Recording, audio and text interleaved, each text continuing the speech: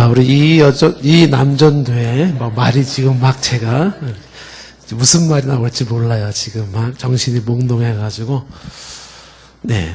이 남전도의 헌신 예배를 맞아서 늙는다는 것, 요거를 한번 말씀을 좀 전하려고 하는데, 늙는다는 것이 제목이 좀 점잖지 않을 수가 있습니다. 그래서 이거를, 조금 더 우아한 표현을 쓴다 그러면, 노년에 대한 성경적 이해, 이렇게 제목을 줄 수가 있습니다. 이 늙는다는 것 혹은 노년에 대한 성경적 이해는 지금으로부터 2년 전, 지금 딱 2년 전에 이 남전도의 헌신 예배 때 한번 제가 했던 내용이에요. 그래서 오늘 또 이 남전도 헌신 예배를 맞이해서 한 번 더 얘기를 하는 것은 2년 전 한 얘기가 지금 또 계속 기억하고 있을 것 같지는 않고, 그래서 이제 오늘 하고, 그 다음에 또 2년 후에 다시 이 남전도 헌신 예배를 할 때 다시 또 이 주제를, 이야기를 좀 함으로써, 이 얘기를 좀 해보려고 하는데, 보통 이제 설교를 할 때는 뭐 이런 주제의 설교는 거의 없죠. 그렇지만 이제 우리 공부하는 차원에서 지금 이제 이걸 하려고 하는 것입니다. 이런 주제를 다루는 거는 쉽지는 않아요. 왜냐하면 이런 주제를 특히 어르신들 앞에서 젊은 목사가 이를 다루게 되면은 대번에 나올 수 있는 반응이 뭐냐 하면 젊은 게 어디서 뭘 안다고 이런 말이 탁 튀어나올 수가 있습니다. 그래서 이제 목사가 나이가 어리면 이제 어르신들이 좀 나이에 의해서 탁 이렇게 그럴 수도 있기 때문에 특히 주제가 좀 적절치는 않은데, 근데 이거를 좀 다뤄야 될 그 이유가 몇 가지가 있죠. 그러니까 왜 이 주제를 다루는가라고 할 때 첫 번째 굳이 이거를 다뤄야 되는 이유 중에 하나가 뭐냐 하면 보통 노년에 대한 준비 부족이 현실적인 문제가 되고 있어요. 그러니까 노년에 대한 준비 부족이라고 하는 건데요. 준비 부족이라고 하는 게 무슨 노후 대책에 대한 경제적인 부분, 무슨 생활 대책 이런 준비가 아니라 노년에 대한 마음의 준비가 안 돼 있는 것이 보통의 문제가 된다고 하는 것입니다. 다시 말하면 노년이 된다는 게 뭐냐 하는 노년에 대한 정체성, 이 부분에 대한 거를 생각을 좀 미리 해봐야 되는데 이런 생각이 없이 어느 날 갑자기 노년이 되어버리는 거예요. 이제 이랬을 때 생기는 정체성 혼란이 주어진다는 거죠. 노년에 대한 정체성 혼란이 주어질 수 있다. 그러니까 다른 말로 바꿔 말하면 여기 이미 이제 우리가 좀 지긋이 나이가 드신 분들도 계시고 또 들어가고 있는 분들이 계시는데 이렇게 질문을 해볼 수가 있습니다. 어떤 노년이 되고 싶으세요? 내가 어차피 노년이 되어가고 있고 또 된 사람이 되었는데 어떤 노년이 되고 싶은가? 내가 그리는 나이에 노년이 있습니까? 나는 이렇게 늙고 싶다. 나는 이런 노년이 되고 싶다라고 하는 자기만이 가지고 있는 그 미래의 그림 혹은 노년에 대한 정체성을 어떻게 가지고 있느냐라는 거죠. 근데 이런 부분에 대해서 가르쳐주는 데가 없다는 거예요. 그래서 그냥 알아서 나이 먹고 알아서 그냥 노년을 맞이하게 되는 그게 보통 사람들의 모습이라고 하는 것입니다. 그래서 일전에 제가 이제 한번 소개를 했지만은 이제 이렇게 좀 공직에 있는 분이 한 분이 나름 그분이 나이가 드시면서 이제 목사님들이 있는 데서 본인의 얘기가 이제 그 얘기죠. 내가 이렇게 이제 나이가 먹는데 불현듯 떠오르는 생각이 뭐냐면 나이 60, 65세, 70세가 된다라고 하는 게 뭘 의미하는 건가? 뭘 의미하는 건가? 연간선상에서 늙는다는 게 뭐지? 그리고서 그 나이 60, 70에 뭘 해야 되는가? 라고 하는 그런 부뜩 떠오르는 생각 속에서 나 이제 어떡하지? 라는 생각에 이 부분에 대해서 늙는 건 이런 거야. 나이 60, 70은 이런 거야. 그리고 이런 모습, 이렇게 살아야 되라고 가르쳐 주는 사람이 없다는 겁니다. 그런 상태에서 어느 날 불쑥 늙어진 자신의 모습에 당황스러워지더라는 것이죠. 그래서 이제 이 노년에 대한 정체성이 뭔지에 대한 준비가 없이 노년을 맞이하는 사람들이 대부분의 모습이다. 이런 상황에서 이미 나이를 드셨거나 또 나이가 차지 않았다 하더라도 인생이 한 번쯤은 깊게 생각을 하면서 나는 어떤 노년의 삶을 살고 싶은가? 나는 어떤 노년이 되고 싶은가? 그 노년이 된다는 게 뭔가? 이런 것들에 대한 정립을 좀 할 필요성이 있다는 것이죠. 두 번째 이 주제를 굳이 얘기하고 싶었던 거는 뭐냐 하면 사람이 늙는다는 거, 노년은 생각보다 빨리 온다는 겁니다. 생각보다 빠르다. 그러니까 어느 날 불쑥 노년의 반열에 딱 서 있는 거예요. 마음은 아직도 이팔 청춘이죠. 그런데 나도 모르는 사이에 찾아온, 아주 빨리 찾아온 것이 뭐냐 하면 노년이라고 하는 것입니다. 그래서 준비되지 못한 상태에서 노년을 딱 맞이하게 되는 것이죠. 여기 계신 이제 우리 어르신들도 아마 야, 내가 벌써 나이가 이렇게 됐나 이렇게 생각하시는 분들이 계실 거예요. 그러니까 어느 날 보니까 갑자기 확 이렇게 나이가 들어져 있는 것이죠. 그래서 이렇게 신속하게 찾아오는 노년은 뭐예요? 바로 준비의 필요성을 미리미리 해둘 필요가 있다는 거죠. 저는 이제 유치부 우리 아이들을 볼 때도 이 아이들의 노년을 저는 보거든요. 오늘 아침에도 학생들 막 율동했죠. 이 아이들요 금방 할머니 할아버지 돼요. 금방 할머니 할아버지. 그건 제가 장담합니다. 왜냐하면 저도 유치부 때가 있었었는데 어느덧 이렇게 늙어가고 있는 제가 제 자신을 향해서 내가 정말 나이가 들긴 드나 보다라는 것을 여러 군데서 느끼거든요. 그래서 아주 빨리 찾아오는 거예요. 여기 계신 분, 우리, 이렇게 어르신들 한때, 그쵸? 10대의 시절이 있었지 않아요? 어린 시절, 10대의 시절, 꿈 많은 10대의 시절, 그 다음에 20대 시절들이 있었을 거예요. 근데 어느 날 보니까는 이제 아들, 딸내미들이 벌써 20, 30이 되어지고 손주들이 막 커가고 있는 모습들이 있지 않습니까? 굉장히 빨리 찾아와요. 그래서 준비를 할 필요가 있다라는 것이고요. 근데 이거를 이제 결정적으로 이 얘기를 하고 싶었던 이유는 이게 사회적인 문제가 되고 있다라고 하는 것입니다. 그러니까 이 오늘날의 사회를 얘기할 때 고령화 사회라고 하는 것이죠. 이 부분이 오늘날의 사회의 빅 이슈가 되고 있어요. 그래서 이 고령화 사회라고 하는 부분은 이제 예외가 없이 우리 모두에게 다 해당되는 이야기인 것입니다. 영국의 이제 작가였었던 폴 윌리스라는 사람이 이제 에이지 퀘이크라고 하는 인구 지진 현상이라는 것을 발표를 했는데, 인구 지진 현상. 그게 무슨 얘기냐면, 한 사회에 65세 이상의 사람들이 1세부터, 0세부터, 한국으로 말하면 1세부터 14세까지의 나이, 이 인구를 추월해요. 65세의 사람들이 14세 이하의 어린아이들보다 숫자적으로 더 늘어날 때, 그때 나타나는 게 뭐냐면 인구 지진 현상이 생긴대요.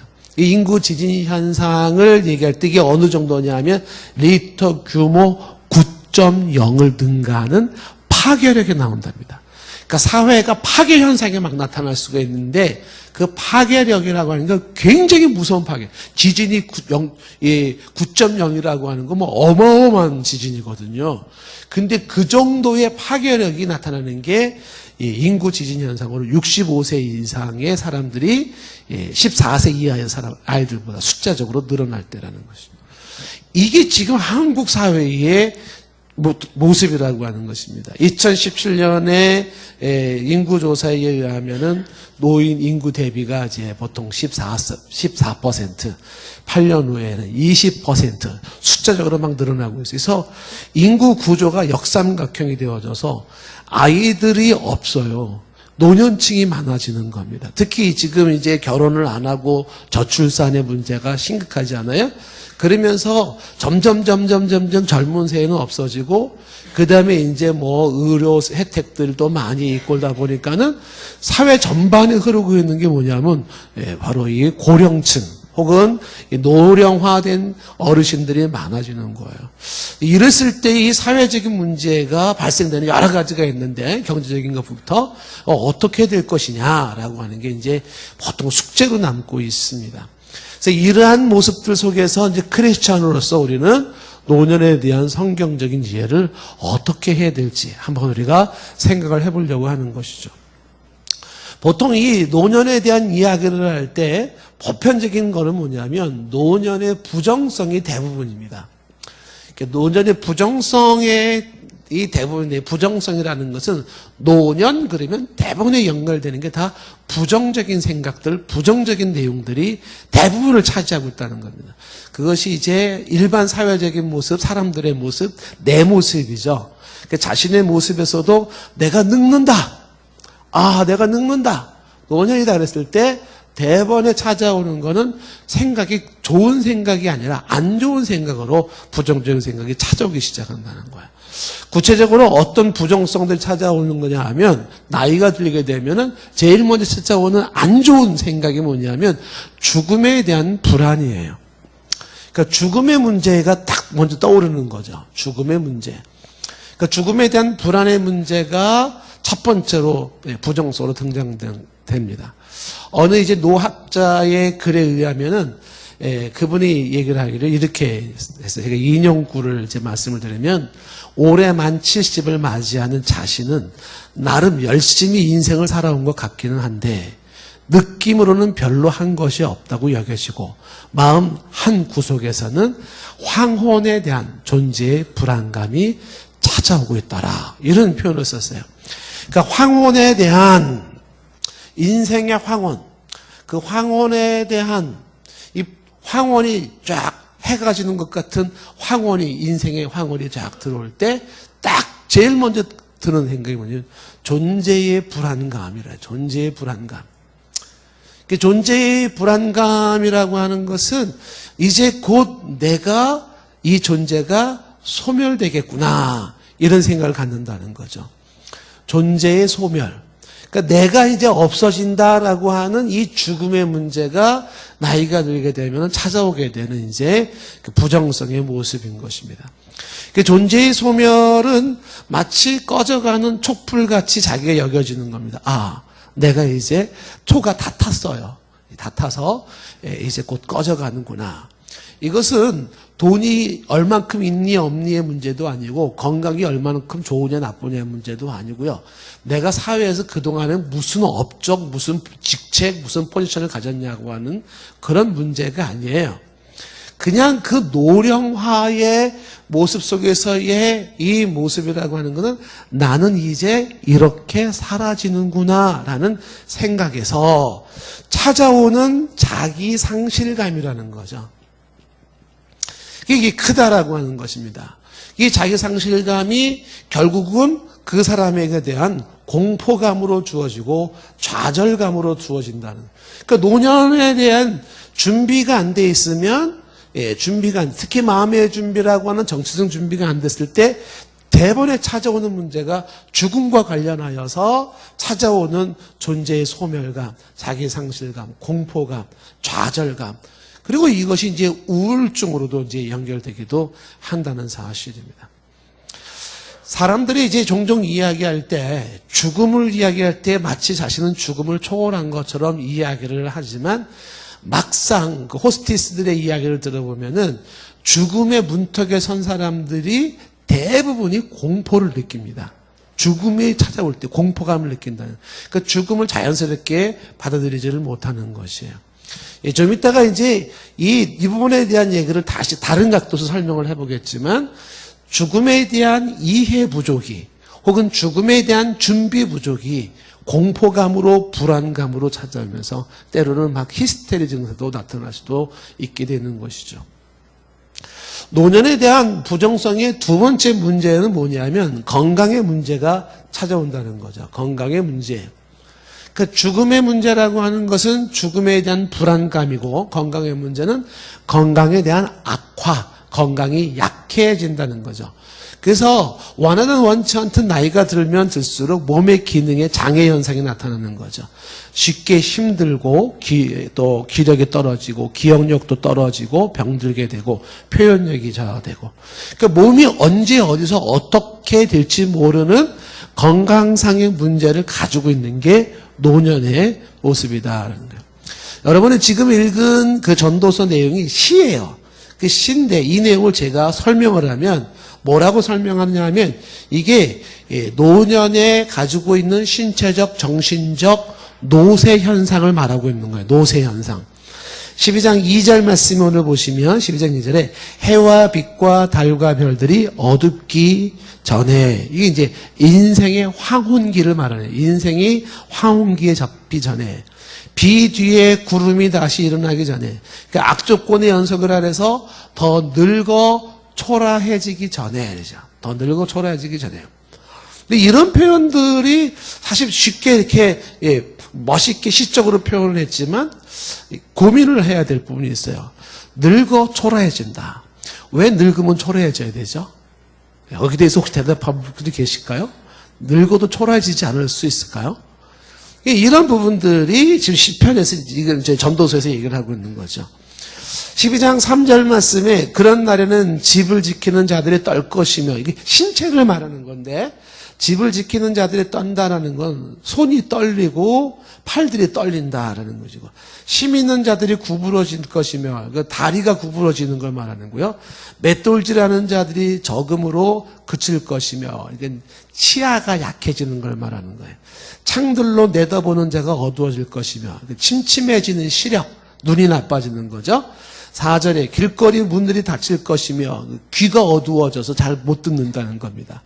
맷돌살이가 적어질 것이며 라는 것은 맷돌 소리라는 것은 힘이 없고 가늘어지는 목소리가 약해지는 겁니다. 우리 좀 전에 이남준대 찬양은 약해진 목소리는 아닌 것 같아요. 오주여 이건 아직 건강하다는 징표겠죠. 근데 나이가 들면은 목소리가 약해진다. 가끔 오주여 이렇게 한 번씩 불러주세요.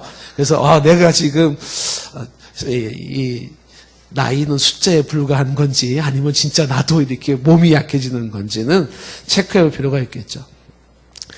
자, 그 다음에 새 소리로 말미암아 일어날 것이다. 이건 이제 신경이 민감해져서 잠을 잘 이루지 못하는 거예요. 자꾸 깨게 되는 거죠. 음악하는 여자들은 다 쇠약해질 것이며 이것은 멈춘 노래, 그죠? 그러니까 발성의 쇠약으로 인해서 청각의 둔화로 인해서 나타나는 모습인 것입니다. 3절 그 다음에 이제 5절 말씀에 또한 그런 자들은 높은 곳을 두려워할 것이며 높은 곳을 두려워한다는 건 숨이 가빠진다는 거예요. 호흡이 가빠진다. 길에서 놀랄 것이며 라는 것은 평지도 힘들어요. 평지를 걷는 것도 힘들다. 살구나무가 꽃이 필 것이며 이게 뭘 말하는 걸까요? 살구나무에 꽃이 핀다. 이거 잘하셨어요. 머리가 백발이 허옇게 생기는 것이죠. 그 다음에 뭐라고 말했습니까? 메뚜기도 짐이 될 것이며 메뚜기도 힘들어요. 혹시 메뚜기가 좀 무겁다고 느껴지시는 분 계시나요? 아주 자연스러운 정상적으로 늙어가고 있는 모습인 것이에요. 그러니까 힘이 딸려서 작은 것도 힘에 겨워진다. 그 다음에 정욕이 그치리니라는 게 성욕이 감퇴되는 걸 말하는 것이고요. 이는 사람이 자기의 영원한 집으로 돌아가고 라는 건 영원한 집이 어디겠어요? 무덤으로 돌아가고 조문객들이 거리로 왕래할 것이라는 건 장례식을 치르면서 생의 마감을 갖게 된다. 그래서 이 노년의 특징이 나와 있는 것 지금 전도서에 나와 있는 말 그대로 건강이 다 나빠지는 거예요. 그게 이제 노년의 특징 중에 하나 문제다라는 거죠. 근데 이런 부분에 대해서 자연스럽게 받아들이지 못할 때 이제 이런 데서 어떤 불안감이나 우울증 같은 게 있는데 이 건강상에서 노인들이 갖는 우울증 증세가 노인 환자 중에 40%래요. 우울증을 갖게 되는 사람들. 그러니까 그 슬퍼지는 마음을 견딜 수가 없는 것이죠. 자, 이런 부정적인 문제, 죽음의 문제, 건강의 문제, 이런 게 이제 부정적으로 딱 떠오르게 되고, 그러면서 또 하나가 이제 경제적인 문제가 또 하나의 부정성으로 나타나고 있는 거죠. 그러니까 나이가 든다라는 것은 이제 경제적인 문제를 바로 연관이 될 수가 있습니다. 그래서 자신이 경제 생활 대책에 대한 불안감을 찾아오는 거죠. 경제적인 활동이 중단되잖아요. 그러니까 젊었을 때 막 일하고 수입이 있었지만 나이가 들면서 경제 활동이 중지될 때 그때 생기는 경제적 문제는 압박감으로 찾아오고 그 경제적 결핍으로 인한 불편함을 찾아오는 게 노년의 시기예요. 노년에. 그래서 이 자녀들이 부모님들을 이제 부모님들이 다 일해가지고 자녀들 키운 거잖아요. 그래서 이제 자녀들이 부모님들을 잘 알아서 경제적으로 이제 서포트를 할 수 있다 그러면 그건 참 감사한데 그러지 못할 경우에 다가오는 문제가 경제적인 문제가 되는 거죠. 그러니까 사회적으로 국가적으로 보장해 준다라는 건 너무 빈약하죠. 그래서 이 문제가 지금 현실적인 문제로 다가온다. 이런 문제에 대해서는 이제 각각의 본인들이 혹은 이제 주변 사람들이 이걸 인식하고 준비하거나 또 주변 사람들이 도와주거나 하는 어떤 그런 제도가 필요할 수가 있습니다. 자, 근데 이제 문제 중에 노년의 이 부정성 중에 또 하나가 좀 생각해 볼 수가 있는 게 뭐냐면 사회적 문제를 생각해 볼 수가 있는데 이게 사회적 문제라고 하는 거는 다른 말로 말하면 소외감이에요. 소외. 이 소외감이라고 하는 것이 어떻게 나타나냐 하면 노년이 갖는 박탈감이라는 게 있어요. 노년의 박탈감. 노년의 박탈감이라고 하는 것은 노년에 갖는 소외감을 말하는 건데, 그러니까 인간관계에 있어서의 갖는 박탈감이에요. 특히 오늘날의 사회가 핵가족 사회 속에서 살고 있기 때문에 자녀들이 별로 없어요. 그리고 자녀들이 자꾸 해체되는 상태예요. 그래서 이제 가정 해체 현상이 심한 데서 나이가 들면 들수록 이 박탈감은 굉장히 더 커지는 거죠. 사회적인 소외감이 커진다라는 것이죠.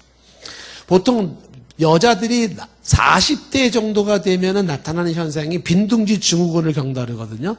그러니까 폐경기 이후에 여성들이 갖는 게 뭐냐면 열심히 죽으라고 자녀를 위해서 고생하고 가정을 위해서 고생을 했는데 막상 나이가 들어서 40대 이후로 이제 들어가고 50대 들어가면 어떻게 돼요?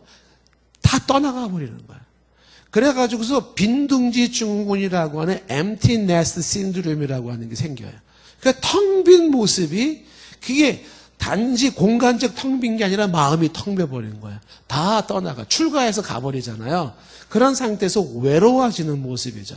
이게 노년이 가지고 있는 박탈감이 사회적인 문제로 볼 수 있는 것입니다. 정신분석학자인 융이 말하는 모습이죠. 40대 이후로부터 사람들이 찾아오는 게 그동안에 살아오면서 두었던 가치관에 대한 혼란이 주어진다는 거죠. 그러니까 예전에 가졌던 나는 삶의 목표가 있었고 삶의 과정이 있었었는데 이렇게 인생을 사는 게 좋지. 나는 이걸 잘 사는 거라고 생각해. 나는 이것이 좋은 거라고 생각했다. 그런 모든 삶의 목표와 가치관에 대한 근본적인 의문과 회의가 들어진다는 거죠. 그게 정말 잘한 것이었나? 라고 하는 것이 든다는 거죠. 요거를 다른 말로 중년의 위기라는 표현을 쓰고 계시잖아요. 그런 모습들이 나이가 들면서 나타나는 문제, 사회적인 문제로 소외감이 딱 생겨나기 시작한다는 거죠. 노년들이 갖는 모습이에요. 한 분이 이제 그런 얘기를 하는 걸 들었는데 어르신이 이제 할아버지가 집에 있는데 손주 녀석이 학교 갔다 와가지고서 방문을 탁 열어요. 그 할아버지가 거기에 방 안에 이렇게 앉아 있었어요. 근데 손주가 딱 한다는 말이 아무도 없네. 그리고 하더라는 거예요. 할아버지가 무슨 생각이 들었겠어요? 우리 이양희 집사님 만약에 방에 딱 있는데 손주가 와가지고서 만약에 아무도 없네 그러고 가버리면 어떨 것 같아요? 아휴 그래 나는 아무것도 아니지 뭐 이런 생각이 들으니까 이게 보통 사회적으로 갖는 그 박탈감의 이제 모습이죠. 그래서 이 노년의 박탈감은 그대로 이어지는 게 바로 사회적 박탈감이라고 달리 표현할 수가 있는 것인데 그래서 이 노인이 갈 곳이 없는 거예요. 사회가 노인을 받아주지를 않아요. 그리고 이 노인이 할 만한 일거리도 적절치가 않고, 그래서 많은 사람들이 노인을 이야기할 때는 이 노인을 하나의 인격체로 다루는 게 아니라 경제적 가치로 평가를 해버려요. 그 노동력이 있냐 없냐, 이 노인 한 명을 위해서 경제적으로 얼마의 돈이 더 들어가야 되느냐, 이 사람이 경제력 창출을 돈을 얼마나 벌 수 있느냐, 돈은 못 벌어 이제 노년이기 때문에. 그럼 이 사람 하나를 다루기 위해서 사회적인 부대 비용이 얼마 들어가냐, 거의 이런 식으로 얘기를 해버린다는 것이죠. 인격적 가치가 아닌 경제적 가치로 평가되어질 때, 그때의 노인들이 갖는 게 뭐냐면 박탈감이라고 하는 것이 들어진다는 거죠. 그래서 자신은 쓸모없는 존재인가, 이런 모습들이죠. 그런 생각이 들어진다는 거죠. 그러니까 이 사회적으로도 누구나가 다 경험하고 가는 노년의 세계이기 때문에 이런 노년들이 실제 겪는 것을 사회에서 혹은 다른 그 아랫사람들이 이걸 이해를 해줘야 되고 안아줄 수 있는 모습을 가져야 돼요. 노년이 된다라고 하는 부분을, 하나의 그분 노년을 짐거리로 여기는 것이 아니라 그러한 노년이 가지고 있는 특수성들을 이해하고 받아주려고 하는 사회적인 풍토가 필요하다고 또 이렇게 바꿔 말할 수가 있는 것이에요. 남 얘기가 아니에요, 이런 게 다. 자, 그 다음에 노년의 부정성 중에 5번째로 말할 수 있는 게 뭐냐면 정신적인 문제가 있다는 거죠. 정신적인 문제요. 그 정신적인 문제라고 하는 것은 정신적으로 쇠약이에요. 그래서 유교에서는 노인은 양노의 대상으로 보는 거예요. 양노의 대상으로. 그러니까 노인은 대접을 해줘야 되고 돌봐주어야 하는 노약자로 분류를 하는 겁니다. 그래서 복양을 해주고 경노의 대상으로 여겨지는 것이죠. 자, 이런 부분에 대해서는 후손들이 마땅히 그래, 어르신들이 된다는 것은 이런 경제적으로, 건강적으로, 사회적으로 이런 모습이니까 마땅히 챙겨줘야 되고 돌봐줘야지라고 하는 그 후손들의 생각을 갖는 거는 좋아요. 그럼 필요한 겁니다. 후손들이 그런 생각을 가져줘야 돼요. 근데 문제는 뭐냐면 노인이 된 당사자가 본인 스스로가 그런 생각을 갖는 거예요. 나는 양노, 경노 대상이야. 이런 생각을 갖기 시작을 할 때에, 그때에 자신은 의존적인 존재로 나약해지기 시작하죠. 그 의존적인 존재가 나는 당연히 이만큼 나이가 들었으면 자식들이 이렇게 해줘야 되고 사회가 이렇게 해줘야 돼. 라는 그런 생각들을 본인이 가졌을 때는 어떤 일이 벌어지냐면 그 기대에 미치지 못할 때 서운함이 생기는 거예요. 야, 내가 그래도 나이가 이렇게 들어서 어른이 됐는데 왜 사회가 나를 이렇게, 혹은 왜 자녀가 나를 이렇게 대우해주지 못하냐. 이런 것들이 자신을 한없이 서운하게 만들 수가 있다는 거예요. 그러니까 아랫사람의 입장에서 후손들은 당연히 양노, 경노로서 대우를 해야 된다는 생각을 가져야 되겠지만 본인이 그런 생각을 가지면 안 된다는 것이죠. 그랬을 때 노인들은 본인이 갖는 그 실망감이 커진다라고 하는 것이죠.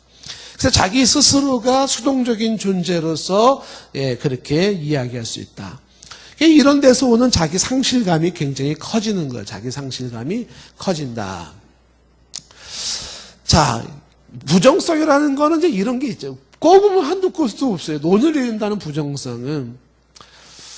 그 다음에 부정성 중에 하나가 뭐냐면 노년의 허무감이라고 하는 것이죠. 노년의 허무감. 그러니까 노년의 허무감은 노년 나이가 들수록 한탄의 시기다. 한탄의 시기. 인생을 자꾸 한탄하게 되는 시기가 된다라는 것이에요. 판소리의 명장인 박노주 씨라는 분이 계신데 그분의 한노가라는 그 노래가 있죠. 늙어감에 대한 한탄가. 이렇게 중간 대목을 제가 한번 창을 제가 할 수는 없고 읽어드린다면 이런 거죠. 아니 늙지는 못하리라. 늙기가 더욱 설다. 어와 청춘 소년들아 백발 보고 웃들 마소. 나도 어제 청춘일러니 오늘 백발 한심하다. 무정세월 여루하야 원수백발 돌아오니 없던 망령 절로 난다. 망령이라 흉을 보고 구석구석 웃는 모양. 애달고 절통하고 분하구나. 할 수 없다 할 수 없다. 흉한 백발 늙어간다. 뭐 이러면서 그 늙어감을 한탄하고 있는 모습이죠. 그러니까 인생의 무상함을 노래하고 또 그런 인생에 대해서 탄식하고 있는 그 모습이 뭐냐면 허무감으로 쫙 찾아오는 시기가 뭐냐면 내가 그 젊었을 때는 그렇게 열심히 일했는데 내가 그래도 이렇게 나름대로 사회적 공을 세우고 내가 포지션이 여기까지 있었었는데 그 모든 게 다 모래성같이 여겨지는 거죠. 그래서 어르신들이 가끔 이야기하는 그 한숨 속에 뭐냐면 그래도 내가 왕년에는 말이죠. 내가 그래도 왕년에는 이렇게 잘 나갔다. 내가 그래도 이름이 있었고 내가 이랬다라고 하는 그런 왕년의 모습들이 지금의 자신의 모습 속에서 허무감으로 찾아오기 시작하는 거지. 허무감을 찾아와요. 그러니까 자신의 그런 화려했던 과거의 경력이 의미가 없어요. 그리고 자식을 그렇게 고생해서 키워놨더니 자식들이 부모들을 하나의 이렇게 일거리로 생각하게 되어지는 거예요. 그런 데서 오는 이 허무감이 있다라는 거죠. 다 부질없게 느껴지는 거죠. 아, 인생을 헛살은 게 아닌가 이렇게 들어오는 게 이제 노년의 모습이라고 하는 것이. 그래서 전도서 12장 오늘 1절 말씀에 뭐라 그러냐면 너희 청년의 때 너희 창조주를 기억하라. 그러면서 곧 곤고한 날이 이르기 전에 그 곤고한 날이 노년이 되기 전에 노년이 되기 전에 해야 될 게 뭐야? 그 노년 때는 아무 낙이 없다고 할 때가 온다는 거예요. 아무 낙이 없어요. 그렇게 말할 그때가 오기 전에 창조주를 기억하고 있어라. 그러니까 결국 남는 건 하나님이에요. 하나님과 나와의 관계의 신앙의 문제만 남는 것이죠. 그 곤고한 날 노년에 인생은 낙이 없어. 이렇게 할 때가 온다는 거죠. 전도서 12장 8절 말씀에도 전도자가 말하기를 헛되고 헛되도다. 모든 것이 헛되도다. 이렇게 얘기를 해요. meaningless. Everything is meaningless. 의미가 없어요. 이런 때가 찾아오는 게 노년이에요. 거기에서 오는 허무감이 있죠. 젊었을 때는 막 투잡을 뛰고 막 새벽 3시, 5시에 일어나가지고 막 나가서 일을 하고 막 해왔던 모든 것들이 다 부질없게 느껴지는 것이 바로 노년의 모습이죠.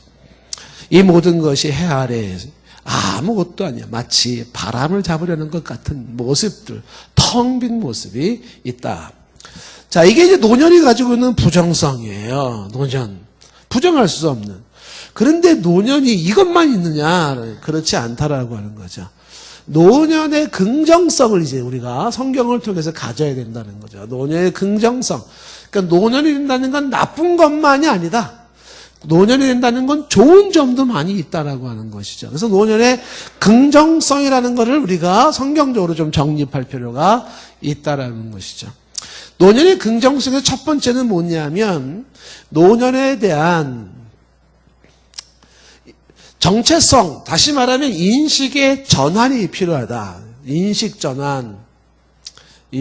전환이 필요하다. 이게 이제 중요한 부분 중에 하나입니다. 다시 말하면 늙어간다는 것에 대한 인식을 어떻게 해야 될 것이냐라고 할 때 이 늙어간다, 노인이 된다라고 하는 것은 아주 자연스러운 삶의 한 부분으로 받아들이는 게 필요하다는 것이죠.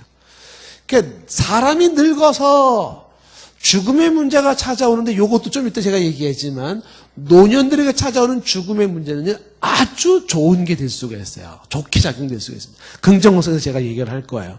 그리고 건강의 문제, 경제적인 문제, 사회적인 문제, 정신적인 문제 이런 게 다 있을 때 이런 모든 것들을 자연스러운 모습으로 삶의 한 부분으로 받아들이는 것이 필요하다는 거죠.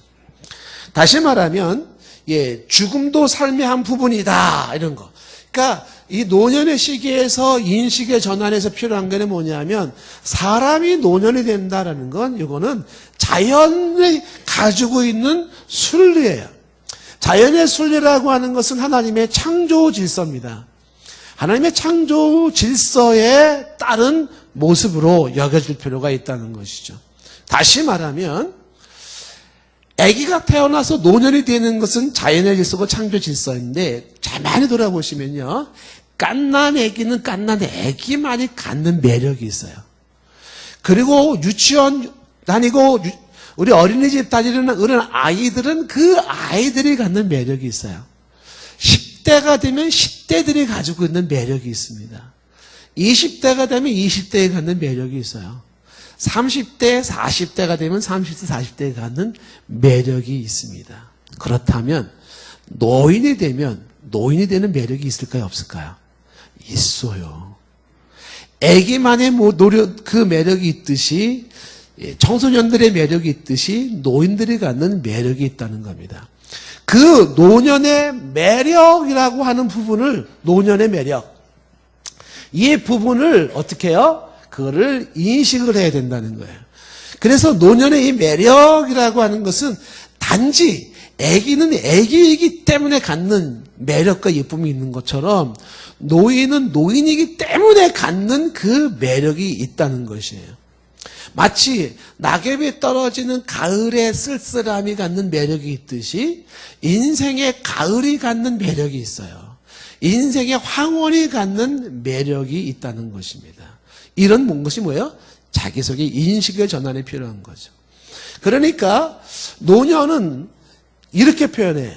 자기 상실감이 갖는 그 노년의 시기가 이 자기 상실감이 다시 표현할 때 자기 상실감이라는 표현을 뭐라고 표현하냐 하면 그것은 자기됨이라고 표현을 하는 거예요. 자기됨.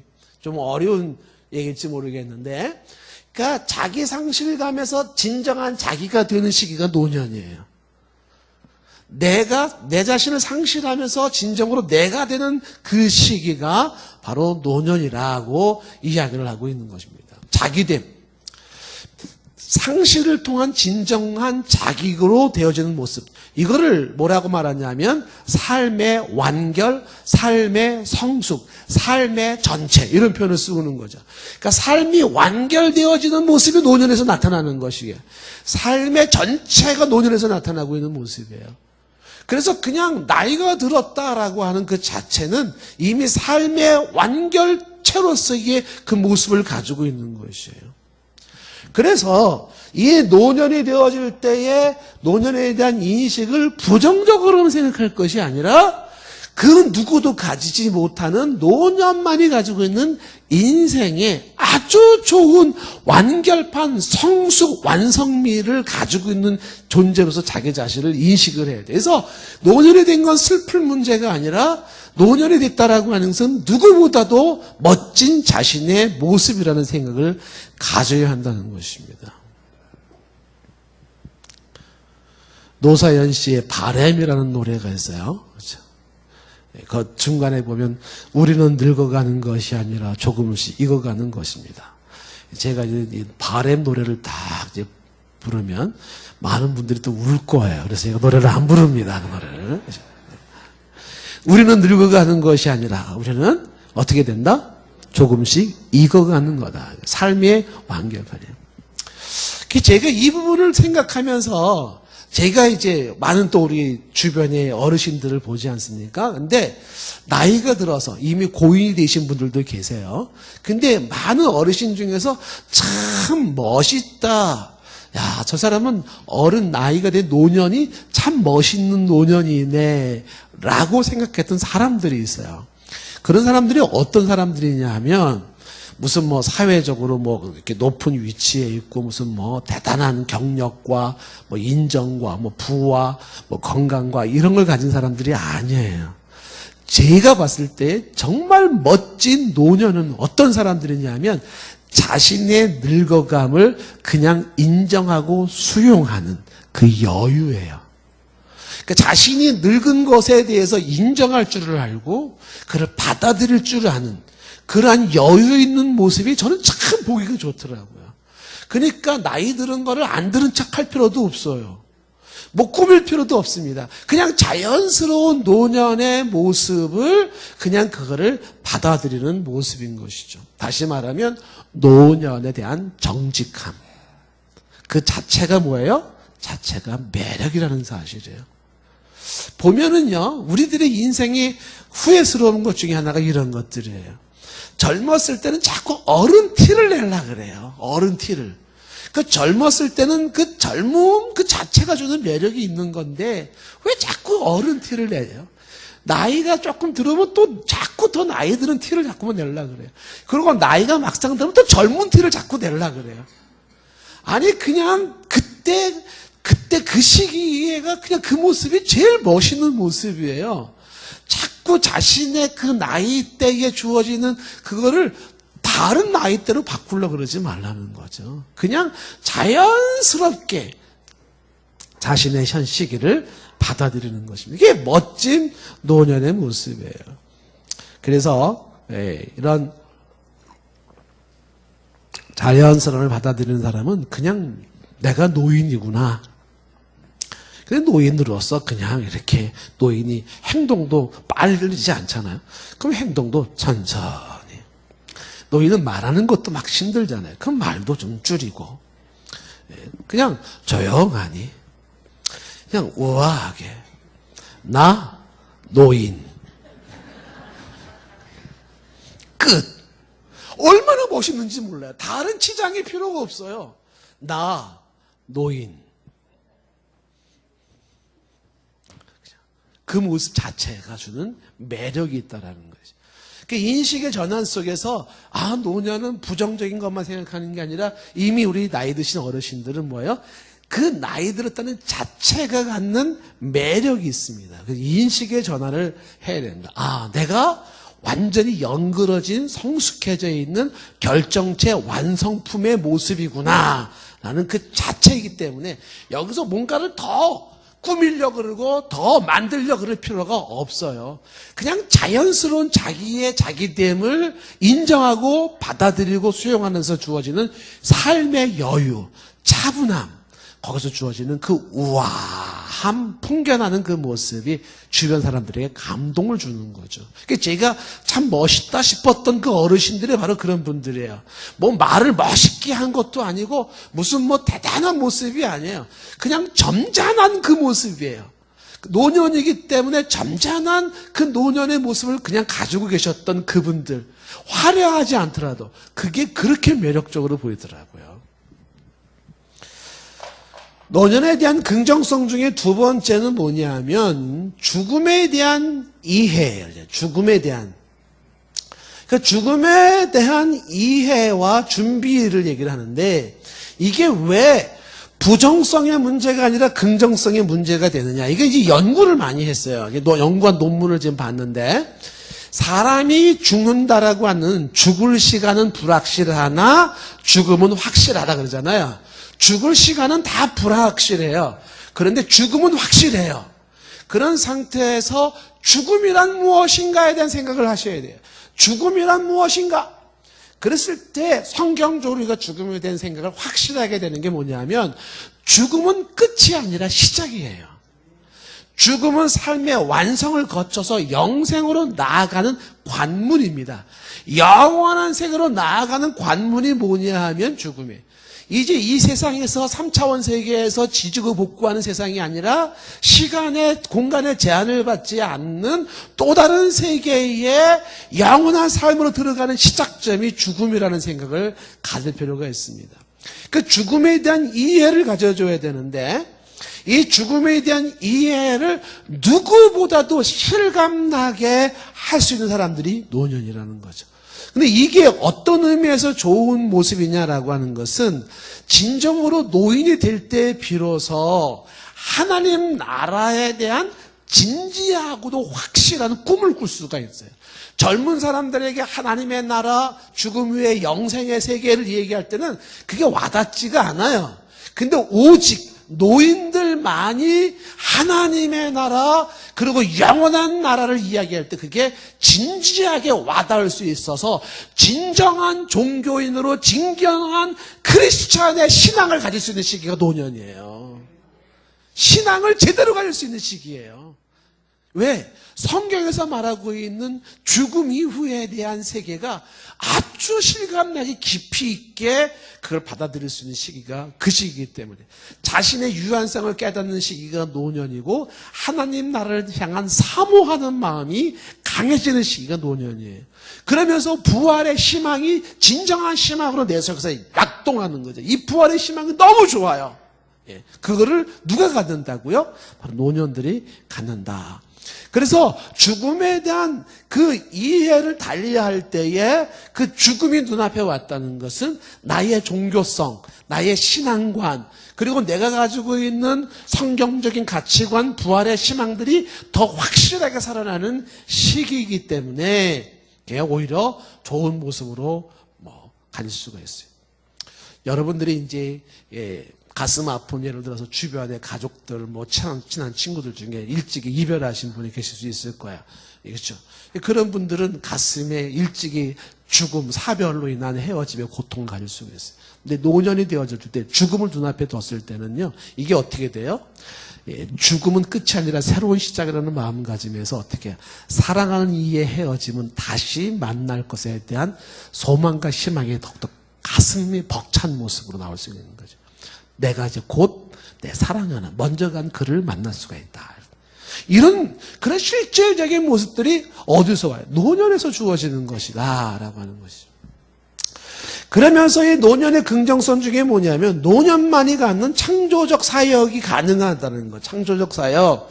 그러니까 노년만이 갖는 창조적 사역이라고 하는 것은 노년은 아무것도 할 것이 없는 일거리의 존재가 아니라 노년만이 할 수 있는 사역이 있다는 거죠. 예를 들면은 고전적 가치와 전통을 후손에게 물려주는 일, 이건 노년 외에는 할 수가 없어요.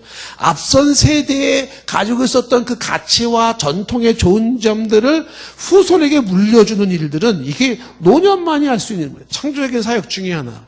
그래서 어르신들이, 우리 부모 세대들이, 예를 들면 여기 계신 분들이 6.25 때 이야기라든지 우리 선조들의 이야기들 중에서 가졌던 것들, 그 좋은 교훈과 전통과 이런 것들을 후손들에게 전달해 줄 수 있는 유일한 분이 노년의 시기예요. 노년들만이 할 수 있는 모습이죠. 이 창조적인 사역 중에 하나는 이런 고전적 가치와 전통을 후손에게 물려주는 것뿐만이 아니라 시니어 선교라는 게 있어요. 이것도 굉장히 아주 매력적인 모습이죠. 지금 예를 들면은 캄보디아에서 여러 나라에서 연락이 와요. 은퇴하신 분들을 좀 보내달라고 얘기를 하죠. 그러면 이제 시니어 선교사 같은 분들은 뭐예요? 인생을 살아오면서 당신이 가졌던 인생의 노하우, 경험, 경력, 전문성 이런 것들을 선교에 들어가요. 그 선교지에서 자신의 그 살아왔던 삶을 나누기 시작할 때에 그건 굉장한 가치입니다. 부담이 없는 거예요. 그러니까 시니어 선교사로서 창조적인 사역이 가능할 수 있고, 그 다음에 이 창조적 사역 중에 하나 좋은 게 하나가 뭐냐면 노년이 되면 기도 후원자가 되어주는 거예요. 이게 노년이 할 일이 없어가지고 빈둥빈둥 돼가지고 새벽 5시에 금천구청에서 전철 타가지고 천안 갔다가 금천구청 왔다가 천안 갔다가 굳이 이렇게 안 하셔도 괜찮아요. 기도할 수 있잖아요. 기도 참 얼마나 좋습니까? 젊은 사람들이 불만이 뭐냐면 그 전철 타고 다니는 거 좋다 이거예요. 그 러시아워 시간을 좀 피해주면 좋겠다는 거지. 그 러시아워 시간에도 다 죽치고 있어가지고 그러니까 창조적인 사역이라고 하는 것이 바로 기도 후원을 하는 건데 뭐예요? 안나 할머니처럼 교회에 와서 쭉 그냥 기도하는 거. 자손들을 위해서, 나라를 위해서 쭉 기도. 얼마나 좋은 일입니까? 그 다음에 이제 이 노년들의 창조적인 사역 중에 하나가 자꾸 나눠주는 걸 하는 거죠. 여러분들이 이제 나이가 들면서 자꾸 해야 되는 게 뭐냐 하면 자꾸 나눠주는 것이 노년이 할 수 있는 창조적인 사역이라고 생각을 하셔야 되는 거예요. 왜냐하면 노년이 되면 자꾸 움켜쥐는 경향이 있습니다. 근데 움켜쥐는 게 다 좋은 게 아니에요. 별 볼 일 없는 거. 휴지 쪼가리 같은 것들 막 이렇게 움켜쥐는 건데 자꾸 나눠주는 모습이 필요하다. 아낌없이 다 주고 간다 이런 생각을 갖는 것이고요. 그 다음에 노년이 가지고 있는 사역 중에 좋은 게 뭐냐면 다음 세대를 자꾸 응원해 주는 겁니다. 격려해 주는 거예요. 다음 세대를 향해서 응원을 해준다 하죠. 응원해 준다. 제가 이제 나이가 저도 조금씩 들어가고 있잖아요. 제가 제일 경계하는 게 하나가 뭔지 아십니까? 제가 나이가 들어서 나중에 저도 이제 뭐 70, 80이 될 수 있지 않겠어요? 물론 그 전에 또 부르시면 가겠지만 하나님 앞에서 제일 경계하는 게 뭐냐면 꼰대 소리를 듣고 싶지 않은 거예요. 근데 꼰대가 뭔지 아세요? 근데 저한테 꼰대 모습이 나오더라고요. 그래서 제가 깜짝깜짝 놀랍니다. 꼰대는 뭐냐면 젊은이들이 제일 싫어하는 거예요. 묻지도 않았는데 자꾸만 가르치려고 하는 거예요. 이게 꼰대입니다. 그러니까 이게 젊은이들 보면 자꾸 해주고 싶은 얘기가 있는 거예요.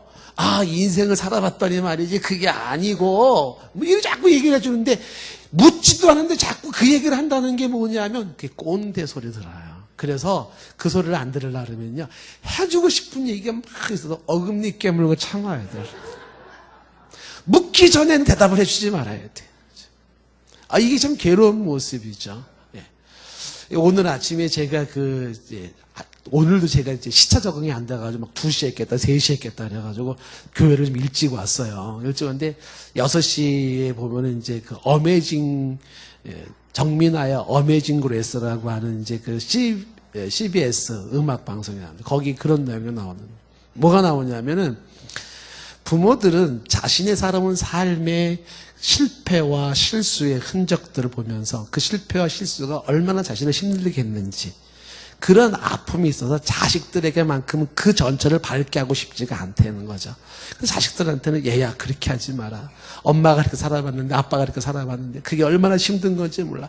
그리고 자꾸 실패와 실수가 없게끔 자식을 만드는 게 자식을 아주 안 좋게 병들게 만드는 거라는 거예요. 그러면서 거기서 말하는 게 뭐냐면 자식들에게 실수와 실패할 수 있는 권리와 권한을 그걸 빼앗지 말아라라는 거예요. 실수할 수 있는 권리, 실패할 수 있는 권리. 그래서 이제 여기서 나온 내용이 그런 내용이에요. 어느 노년의 그 선교사님이 한 분이 계시는데 아주 스마트한 선교사님이 있어서 후배 선교사가 물었대요.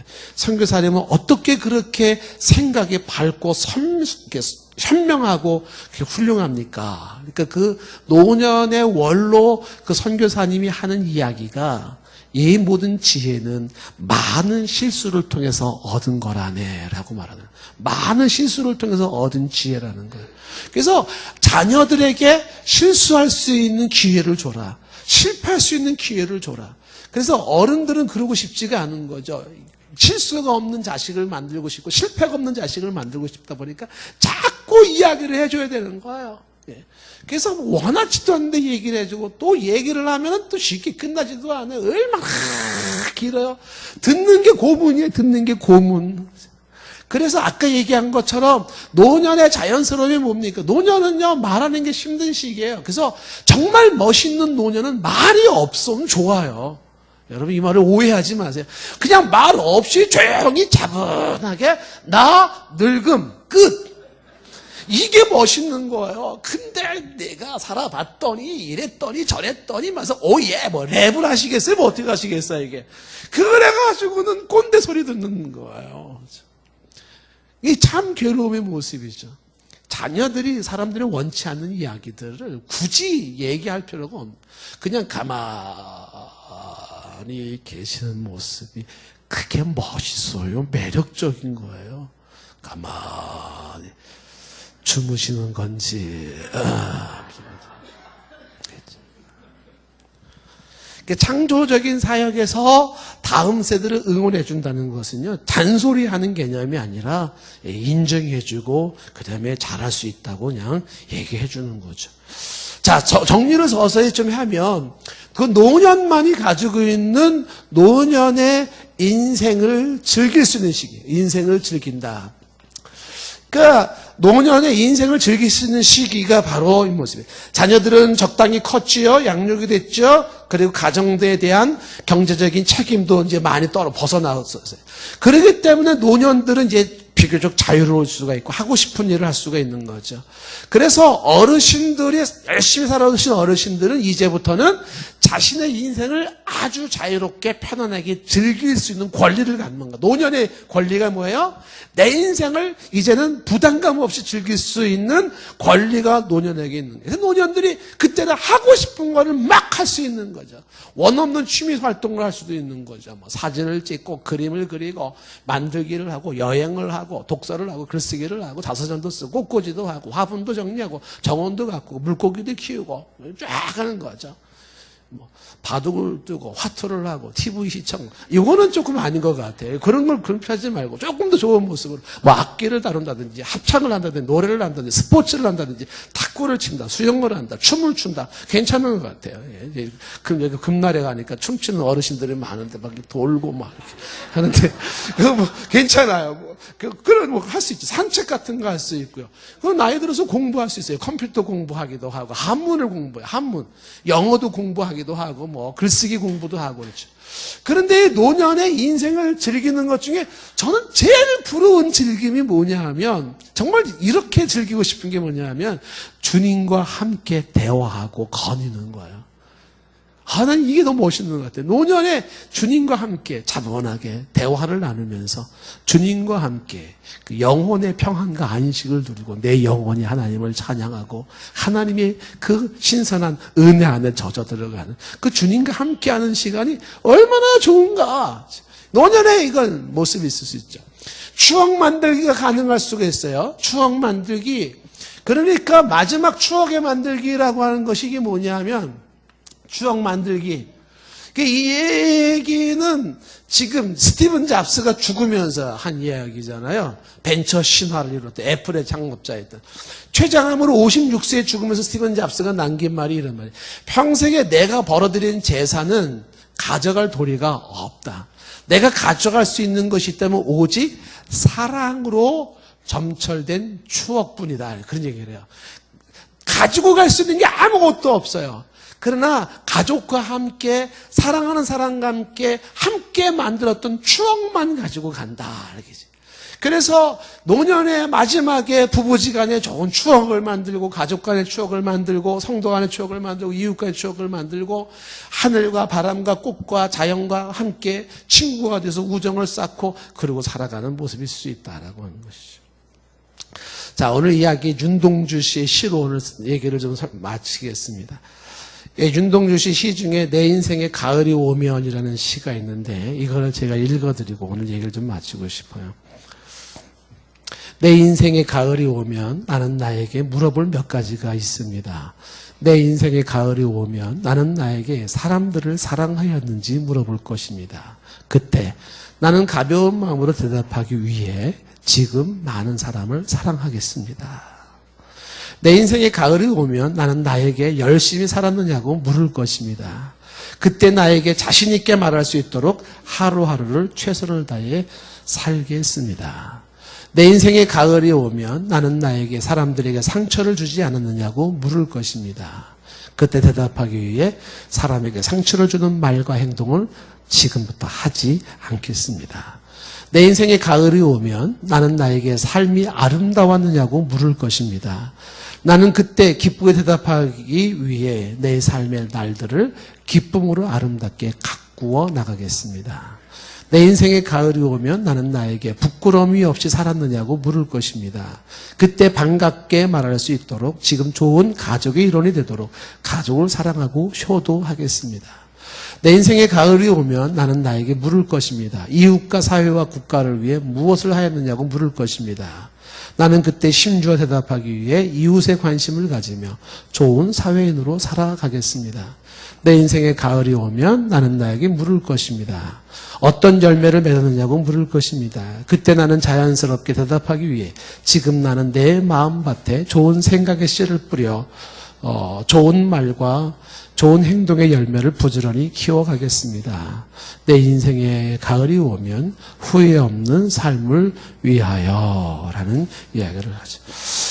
자, 오늘 말씀을 가지고 참고가 좀 되시기를 바라고요. 더 많은 연구가 필요하고 또 더 많은 생각이 필요할지 모르겠는데, 늙는다는 게 뭐냐? 노년에 대한 성경적 이해를 이렇게 좀 정리를 해봅니다. 같이 찬양할까요? 나의 남은